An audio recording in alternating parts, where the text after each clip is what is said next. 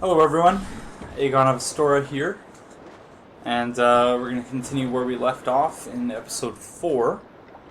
This is episode 5 of Dark Souls 2, Let's Talk Lore, and we're about to head, touch this astrolabe here, or astrolabe looking device, which I gotta wonder how much use an astrolabe is if you can't see the stars anywhere for navigational purposes, but alas, yeah.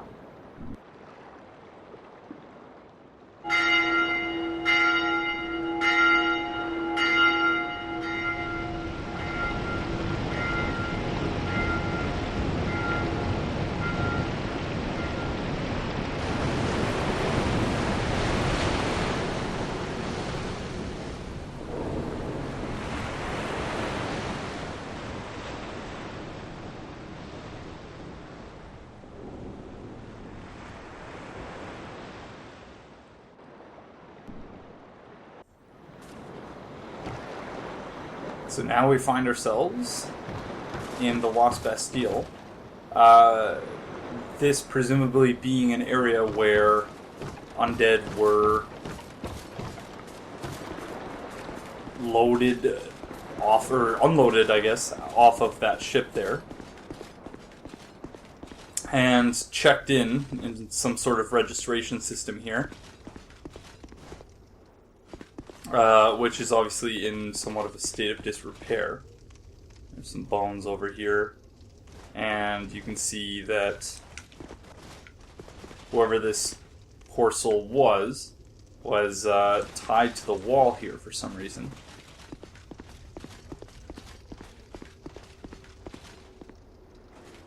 So yeah, so not a very nice looking place. So presumably the undead were loaded onto this elevator here, where they would be corralled into prison cells up at the top of the elevator. It's a scimitar, I'm not going to bother grabbing that.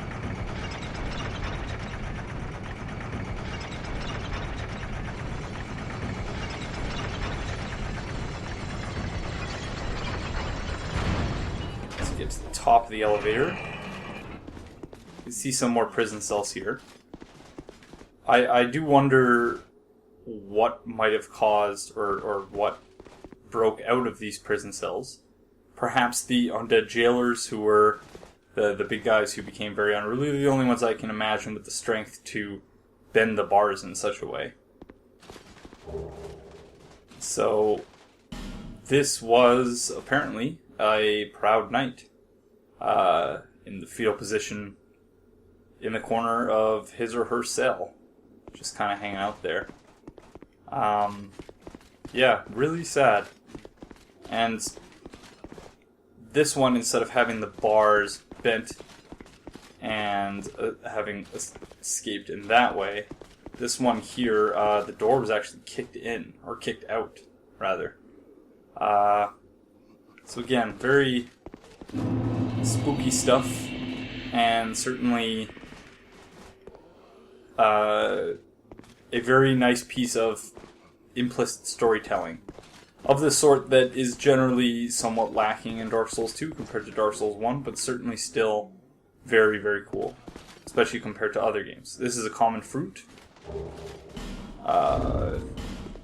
Let's read about that.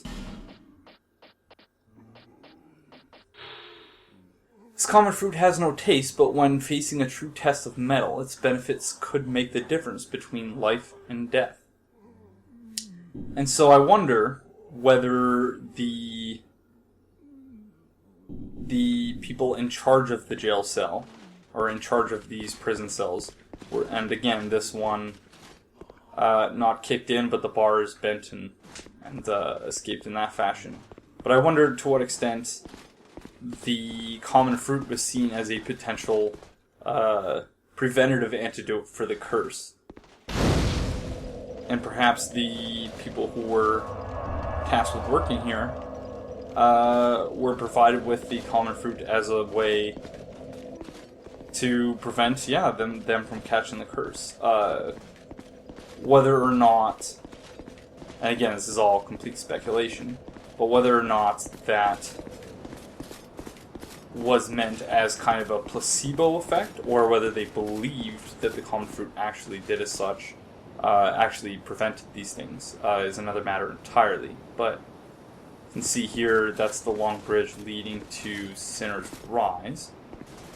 Don't believe you can see the crossbow assholes from here. No, you can't, but that's where they usually are. Yeah, very nice piece of level design, the Lost Bastille. Again, certainly not up to the standards set by Dark Souls 1, and from what I've seen from Demon Souls, but certainly better than most games, and very interesting in its own right. There's bound to be some interesting lore for these guys, for the Hyde Knights, but I'm going to leave them for now, just as I did the one in the Force of Fallen Giants, and then return to them at a later date. I'm going to try a plunge attack on this undead jailer, which tends not to work out great. So let's see. Let's see if I can lock onto him first. There we go. Nope. Complete fail.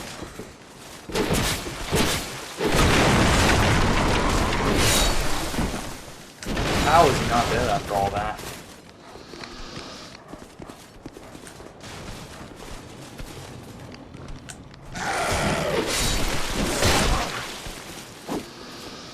There we go. There's a couple other dogs out there, but they're not following us, so let's go grab ourselves an Estus Flash Shard.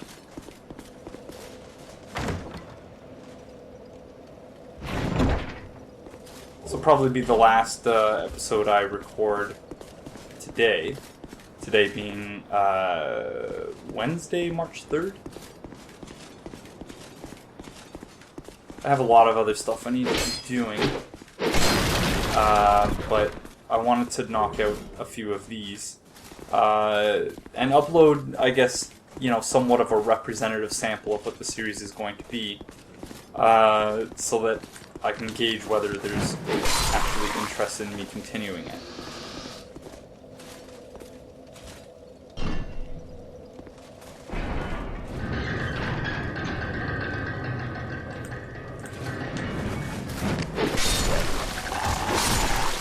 Because if I'm just doing these for myself, there's a lot of work involved in the editing and putting together the audio with the video and whatnot.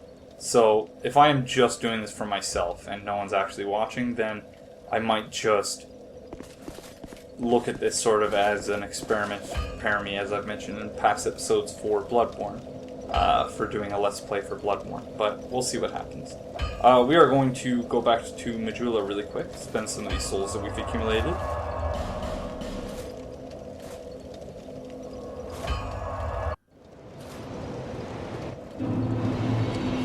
Should be able to upgrade our weapon to +6 now.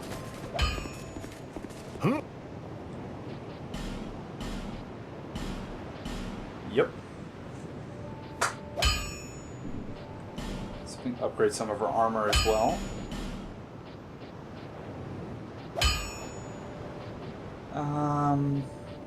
Let's upgrade the weapons. Not upgrading the shield, because this is not the shield we're going to be using eventually. Yeah. Is that a show? Here, to see. However... It's a good thing she reminded me, because I forgot I had the shard. I do need to remember to burn the Sublime Bone Dust at the bonfire as well.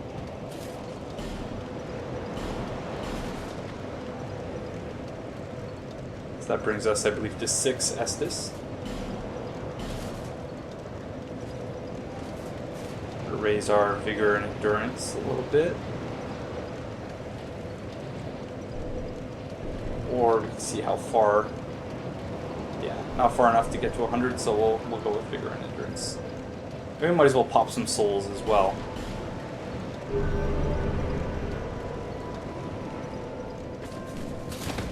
And explore first, though. We've already read the Pursuer Dragon Rider. Long ago, the Dragon Riders mounted worms? I don't know how to pronounce that. And were feared on the battlefield for their unparalleled strength. So they were more worm riders than dragon riders, apparently. The Flexile Sentry is a merciless creature whose purpose is to punish the undead. Not much information there, but consistent with what we've been describing in terms of the role of the people who were left in charge of the Lost Bastille, and we've already read The Pursuer, yep.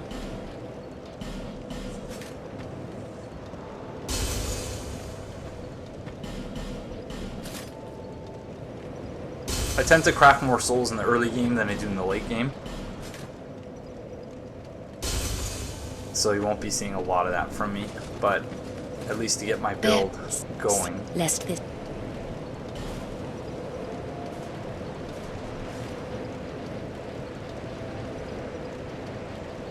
Ah, 100 agility. As I mentioned, agility is one of the first things that I level up. Level it up as much as possible, as quickly as possible. Usually stopping 105, 110.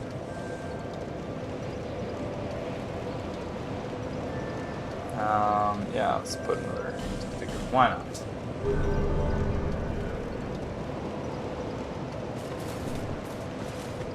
Now we are going to...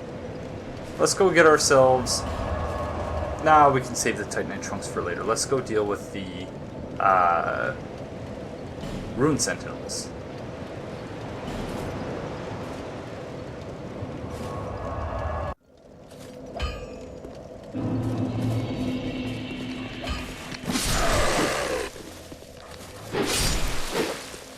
Take them out with one shot now, with the upgrade to +6. With one two-handed R1. It's very nice.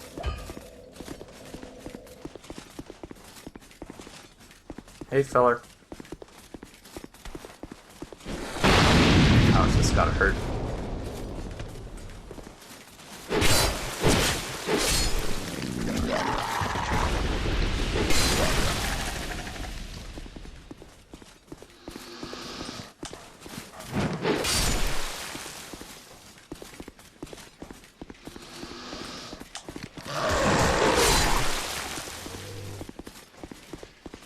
Jailer up here. Don't like fighting them up on that precarious platform now. Oh, that hurt.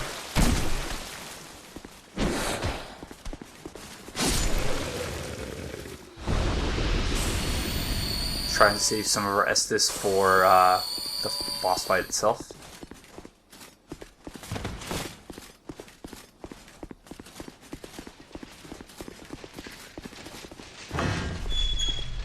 I'm gonna run through most. Whoa, maybe not. Hey. Usually just run and open up the shortcut here. These guys were quite intent on... Oh, we got some new lore. Royal Swordsman leggings. Their shape provides defense while allowing great mobility. Stripped of ornamentation, these leggings are designed strictly for battle. King Vendrick supplied his bravest men with the best armor available to face the great giants, but very few returned alive. Evidently, these ones were not necessarily sent to fight the giants, but rather to deal with the curse at home. Just going to open the shortcut here. Hopefully you don't have to use it, but... worthwhile opening it nonetheless.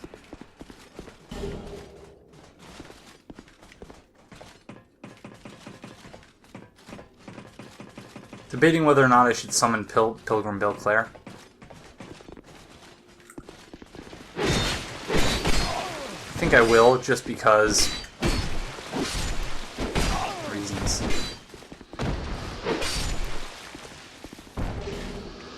Another common fruit. So again, the idea of, or my speculation on common fruit being seen as sort of a preventative measure against the curse, being carried by the swordsmen who were in charge of, keeping the undead from overrunning, keeping the inmates from overrunning the asylum, as it were.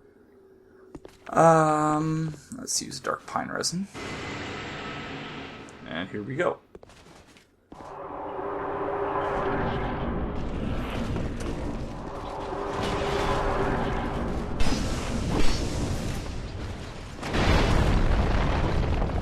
Let's hope he doesn't fall off.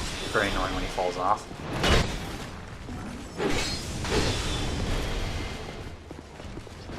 Camera. Thank you.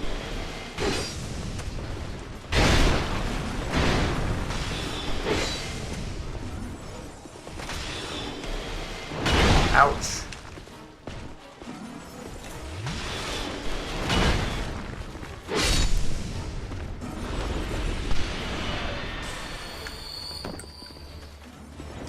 Ouch. Not doing well here.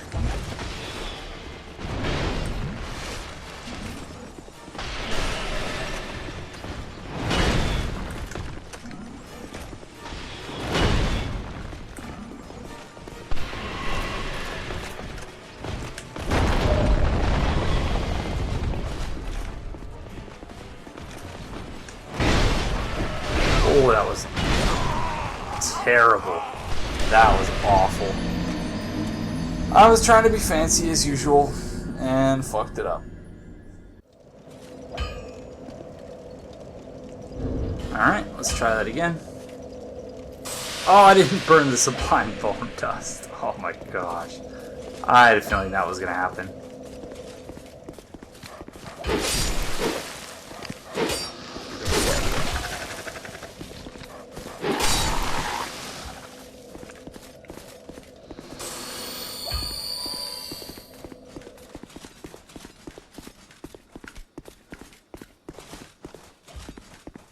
Hey, buddy.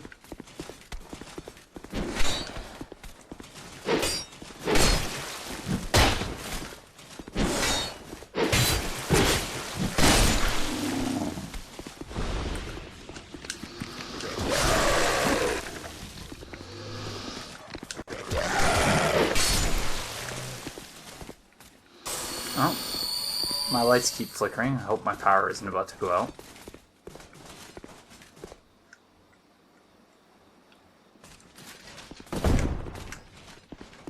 There's a shortcut in case you were unaware that that's the shortcut.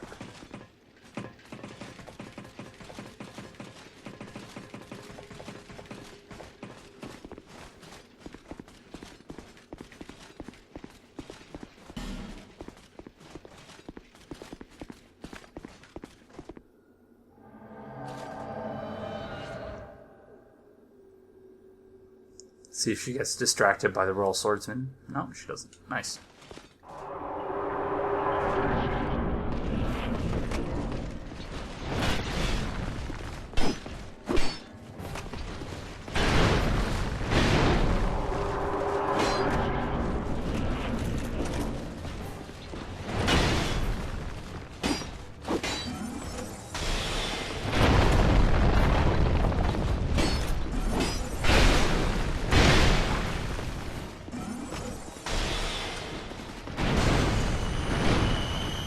Don't fall off, whatever you do.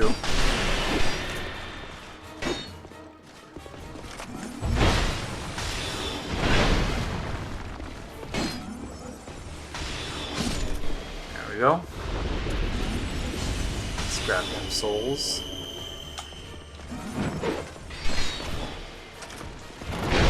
That was, again, trying to be fancy, fucking it up.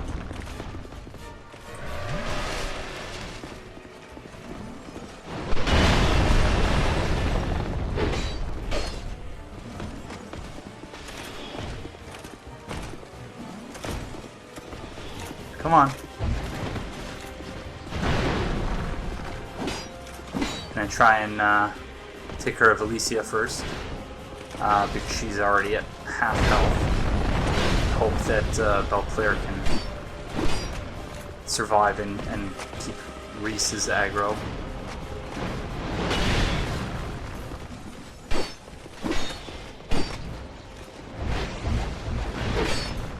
Very nice.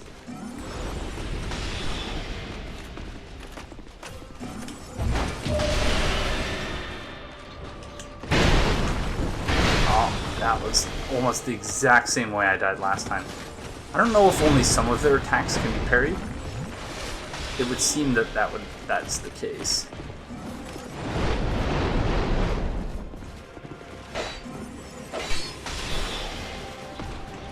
Oh! Thought I was one-handing my weapon. I was actually two-handing it.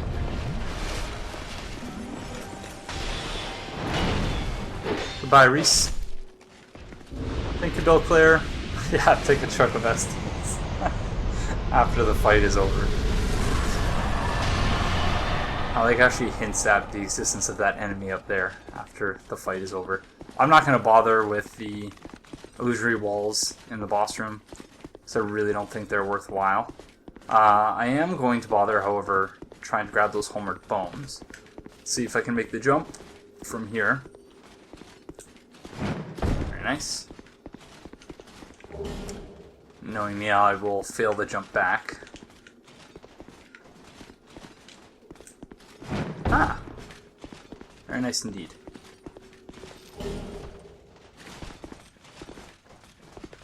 Come on. You gonna explode?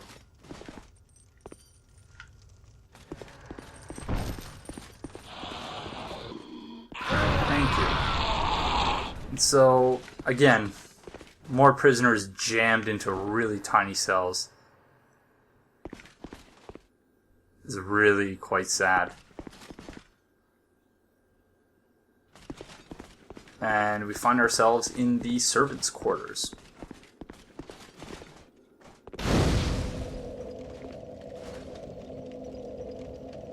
Very kind of ominous looking place. But let's warp back to Majula, spend some of these souls we just earned.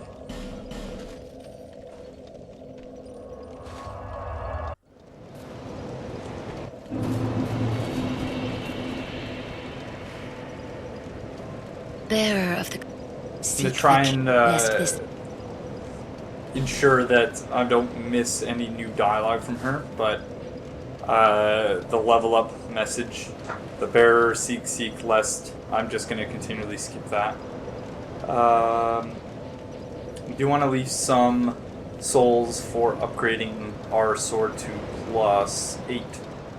We're going to go take care of that now, so we'll leave that 12 and 12. And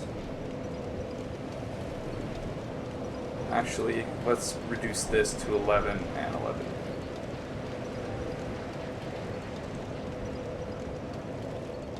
That way, get only an additional 2 AR for, because maybe we'll leave Dex at 14 so that we can use a bow. But there we go, that's better. Dex scaling in this game, even for a quality weapon, this is a quality weapon, right? Yeah, C and C. But the C for strength, or for dexterity, is clearly not equal to the C for strength. But I digress. I need to burn Sublime Bone Dust before I forget again. And then we're going to warp to the Cardinal Tower, where we're going to get 3 Titanite chunks via the bonfire aesthetic that we selected as our gift.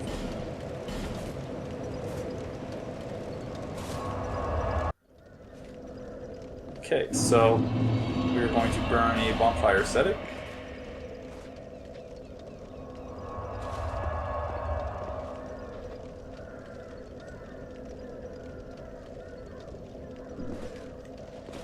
Which will make this area a little bit more difficult when it comes time to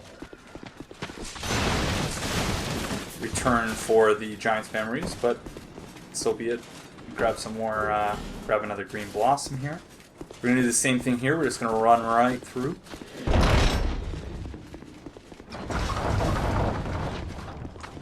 Try and open this before we get attacked. Oh, hello. And mission successful. Oh, hey fellas. How's it going?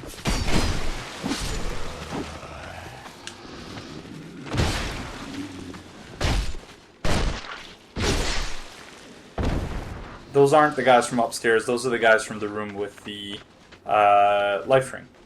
So I'm going to use a Homeward Bone and then warp back to Majula.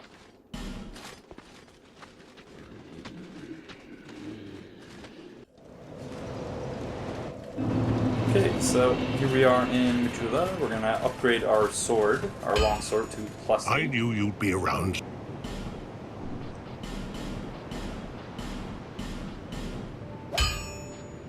And that'll bring us up to 272 attack rating. It's pretty good. We're still lacking Titanite shards in order I'll be around if... to upgrade our armor a little bit further, but that's fine. But I think we're a little bit under 30 minutes, but I don't want to get started on the Lost Bastille and then just, you know, kind of end the episode abruptly. So I'm going to end it here. So this will be the last one I record of this first batch. The first two I recorded last night, and the last three, episodes 3, 4, and 5, I recorded the day after today, March the 3rd. So, yeah, I look forward to hopefully reading some comments, stuff you guys would like to see more of or less of. And if there's sufficient interest, then, yeah, I will see you in episode 6. So I'm going to assume that there will be some interest, and so as to say, I will see you in episode 6. Until then, take care, and bye-bye.